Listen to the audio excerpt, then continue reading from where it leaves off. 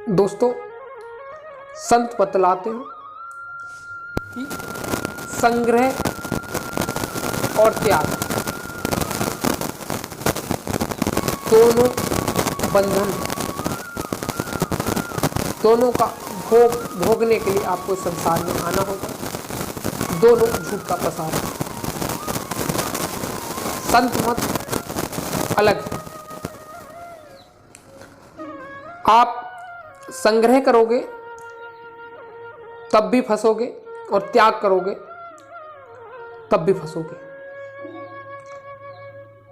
इस दुनिया का एक नियम है, इस संसार का एक नियम है, कर्म प्रधान विश्व रच राखा, जो जस करे सो तस फल चाखा। यानी एक कर्म प्रधान विश्व है, भूमि है। यहाँ व्यक्ति जैसा कर्म करेगा उसको वैसा फल मिलेगा। इस काया से दो ही प्रकार के कर्म होंगे। जब इस संसार में रहोगे तो काया से कर्म तो होना ही है। काया के बिना कर्म नहीं हो सकता, कर्म के बिना काया नहीं है। और इसी कर्म काया के बंधन में काल ने बांध रखा है। तो जब तक ये आत्मा इस काया के बंधन में रहेगी तब तक मुक्त तो हो नहीं सकती। वो काया द्वारा किए गए कर्म या तो पाप होंगे या पुण्य। अच्छा कर्म पुण्य कहलाता है और बुरा कर्म पाप कहलाता है। और पुण्य करोगे तो स्वर्ग बैकुंठ में जाओगे और पाप करोगे तो नरक 84 में जाओगे। और नरक 84 से मनुष्य देह मिलती है। मनुष्य देह में इंसान जो कर्म करता है फिर उसी के आधार पर पाप पुण्य के आधार पर फिर उसको नरक 84 में और स्वर्ग बैकुंठ में भेज दिया जाता है। यदि व्यक्ति नरक में जाता है तो नरक की सजा पूरी होने के बाद वो 84 में जाके मनुष्य शरीर पाता है। और स्वर्ग में जाता है तो फिर वो उसका जब पुण्य खत्म होता है तो फिर वो बड़े घरानों में जन्म लेता है। कहा है पुण्य छिड़े मृत्युलोक, यानी पुण्य जब खत्म हुआ तो स्वर्ग से सीधा मृत्युलोक में आता है और बड़े घरानों में जन्म लेता है मनुष्य। और जब बड़े घरानों में जन्म लेता है तो फिर धन पद के अहंकार में उसके कर्म ठीक नहीं रहते और वो नरक 84 में चला जाता है। तभी तो कहा है कि तप कर राज्य कर नरक का। राज करने के बाद सीधा नरक मिलता है, तप के करने के बाद राज्य मिलता है, राज्य के बाद सीधा नरक मिलता है। संतों ने बड़े सोच समझ के इन बातों को बताया। अब दोस्तों, सोचने वाली बात यह है, इस दुनिया में रहने के लिए इस काया में रहते हुए कर्म तो करना पड़ेगा। कोई भी कर्म करो, अच्छा या बुरा, वो कर्म तो लगेगा। और जब कर्म रहेगा तो आत्मा आजाद नहीं होगी, जन्म मरण के बंधन से मुक्त नहीं होगी। इसी का समाधान संतों ने निकाला। संत मत इसीलिए इस कर्म कांड से अलग है। कर्म कांड बंधन है, संत मत मुक्ति का मार्ग है।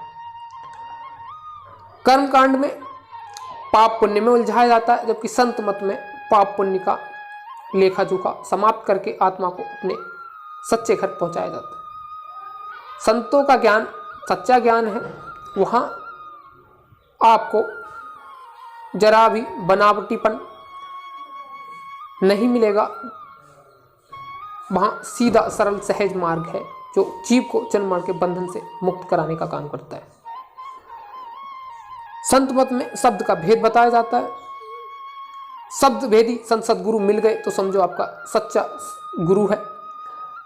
नहीं तो संसार में भांति भांति के गुरु हैं जो अपने आप को संत बता के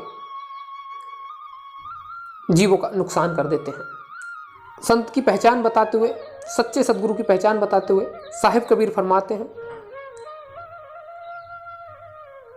गुरु गुरु में भेद है, गुरु गुरु में भाव, वही गुरु नित बन दिए जो शब्द बतावे दाव। यानी आपको उसी गुरु की वंदना करनी चाहिए, उसी गुरु की शरण में जाना चाहिए जो शब्द भेदी हो, शब्द का दाव बताता।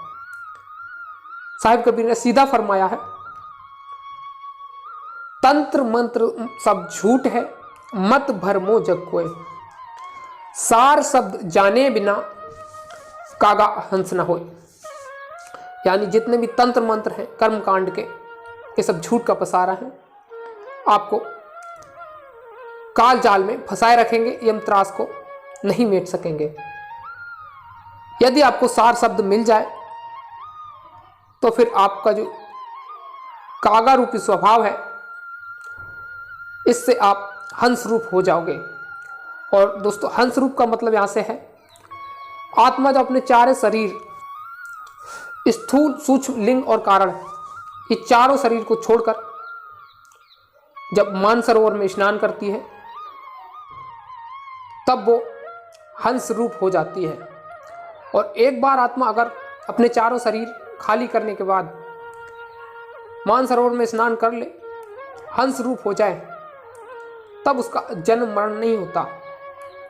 इसीलिए यहाँ पे कहा गया है कि सार शब्द जाने बिना कागा हंस न हो। और एक बार आत्मा अगर हंस रूप हो जाए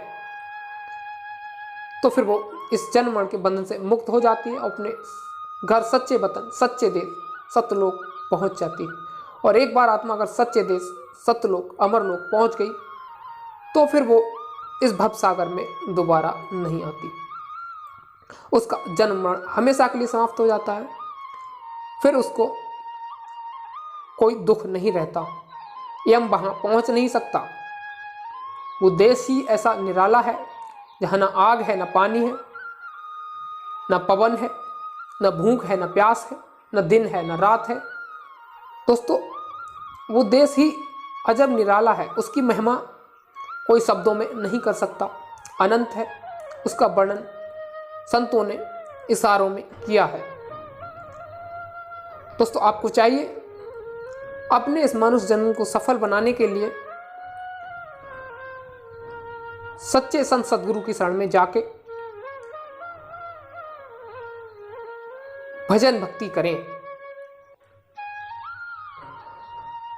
कर्मकांड आपको इस जन्म मरण के बंधन से मुक्त नहीं कर सकता। जहां कर्म रहेगा वहां काया रहेगी, और जहां काया रहेगी वहां कर्म रहेगा। और जब तक कर्म बीज नहीं जलेगा तब तक आप इस जन्म मरण से मुक्त नहीं हो सकते। इसलिए इस कर्म कांड में ना फंसते हुए सत्य शब्द भेदी सदगुरु के आगे नतमस्तक हो जाइए और तन मन धन से उनकी सेवा करते हुए उस नाम डोर को पकड़कर जिस प्रकार आत्मा आई उसी प्रकार चढ़ेगी। तो उस नाम डोर को पकड़कर आप अपने घर के लिए चल दीजिए, चढ़ जाइए। और बिन सतगुरु कृपा के उस नाम डोर को कोई पकड़ नहीं सकता। ये दोस्तों, ये संत मत का ज्ञान है, हर किसी के समझ में नहीं आता। जो बड़े प्रेम से संतों की शरण में आता है वो ही इसको समझ पाता है, वो भी गुरु कृपा से। अगर यदि कोई अहंकार करके आता है तो उसको कुछ भी समझ में नहीं आएगा। दोस्तों, आपको आवश्यक है सच्चे संत सदगुरु की शरण में जाके